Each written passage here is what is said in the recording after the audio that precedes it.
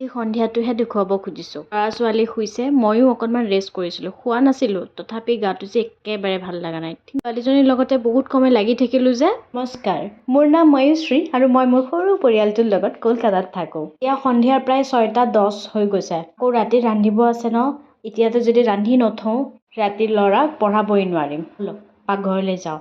ৰন্ধাৰ আগত ভাবিছোঁ কি একাপ চাহ খাই লওঁ, লগতে ল'ৰাক গাখীৰ দিম।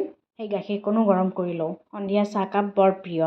দুপৰীয়া ভাত খাই উঠি এই তিতা কেৰেলাকেইটা পানীত তিয়াই থৈছিলোঁ চাফা হ'বৰ কাৰণে। এতিয়া খালি চাহকাপ খাই খাই কাটি থাকিম। ছোৱালীজনীও শুইছে, লাকিলি। তাইৰ এতিয়া 5 মাহ হৈ গ'ল ন, বাগৰিব পাৰে। জাগি থাকিলে মোৰ চিন্তাই লাগি থাকে। বাৰ দৌৰি দৌৰি তাইক চাব যাওঁ।